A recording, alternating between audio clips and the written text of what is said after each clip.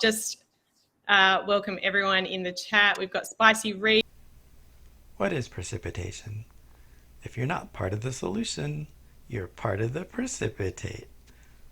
Maybe because I opted for physics, but most of my life I've always thought of precipitation being one thing: weather, snow, sleet, hail, and rain.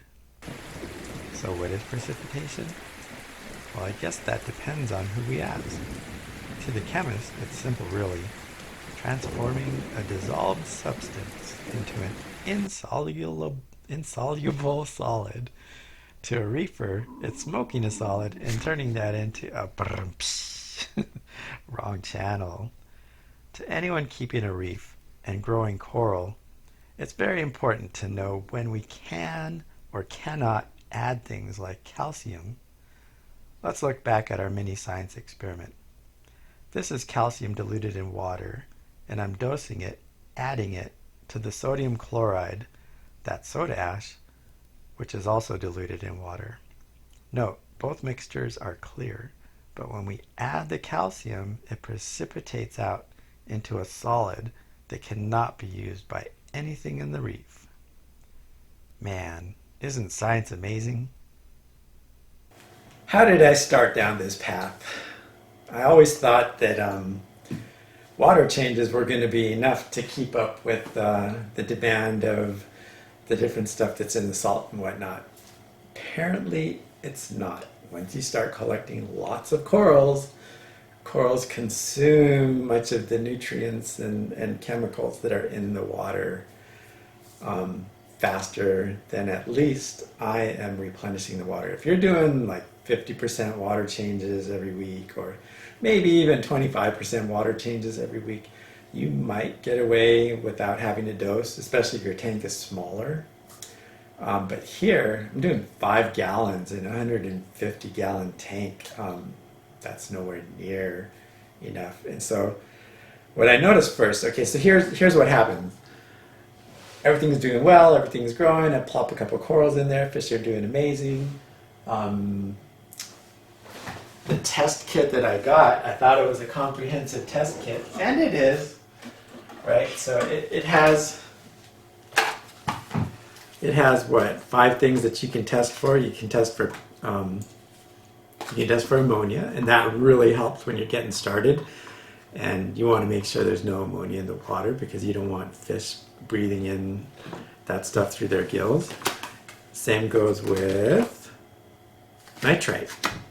Nitrite and ammonia, you don't want those in your tank. So you want to make sure your tank is cycled, or that you have enough media in there to start, like I did, live rock, that'll take care of those.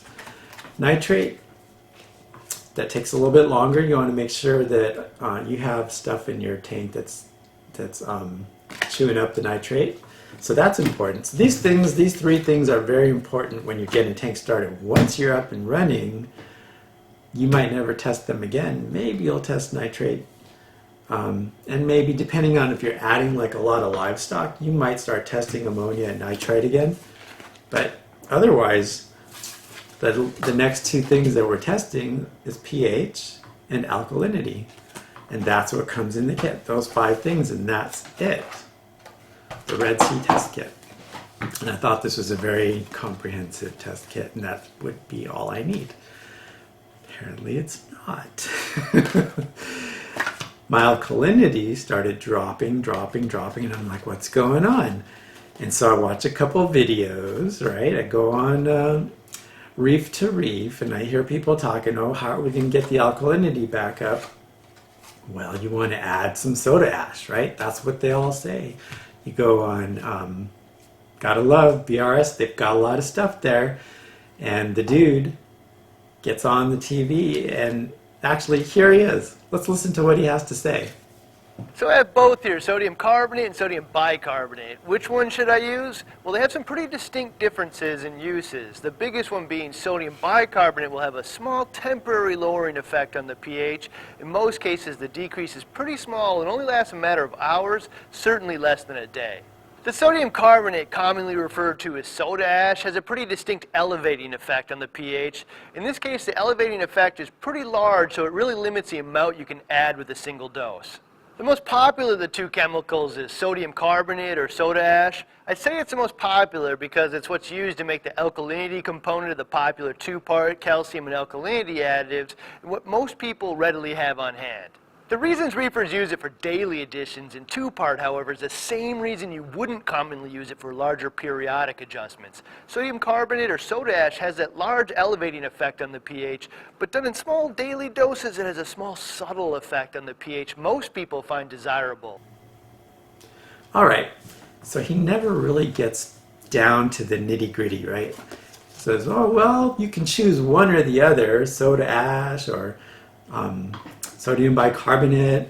Most people go with the soda ash because blah, blah, blah. And in the entire video, and then I've watched a couple others that they talk about alkalinity, they never spell it out. What is going on? Why can I not get my alkalinity back up?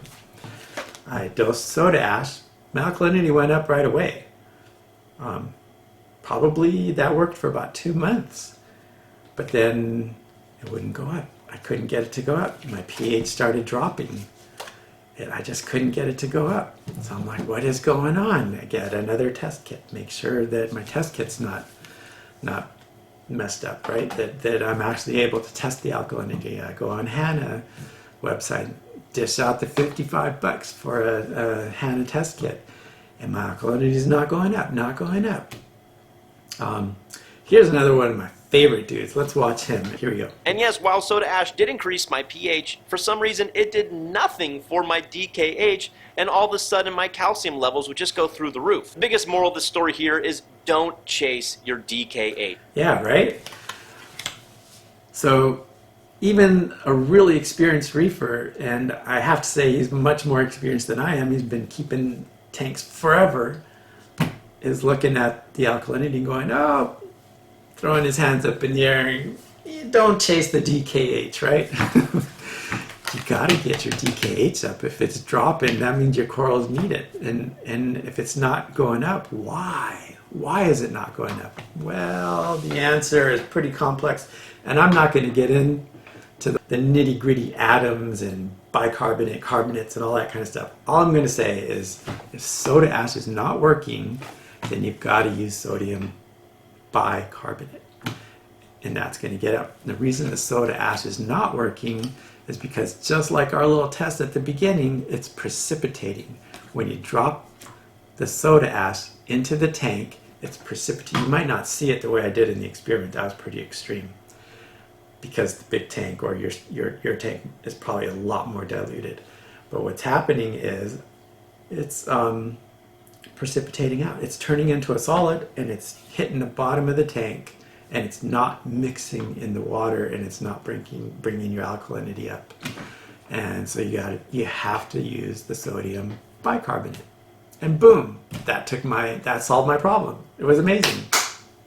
Problem solved, right? Well, not completely. There's a lot of other things we've got to balance out. My pH was not going up. My alkalinity went up, my pH was not really going up, and then I run along some other things that we're going to talk about in the next video. Bottom line is, if you're using soda ash,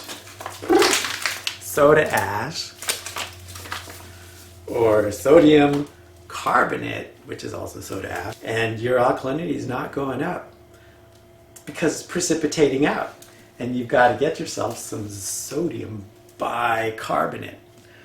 Brand doesn't matter. That's just what you need. Fun fact, sodium bicarbonate is Arm & Hammer baking soda.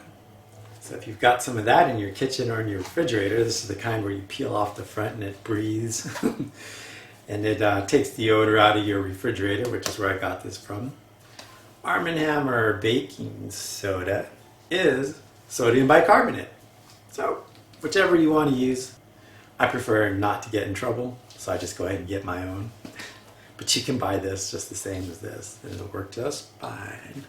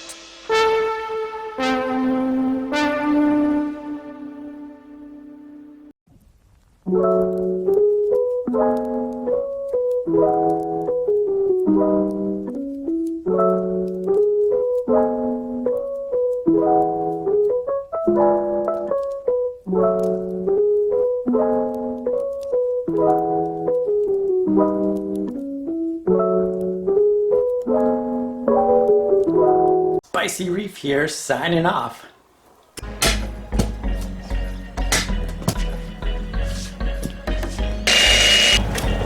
Now what are you doing? I think I got it. How do you know if it's up or down?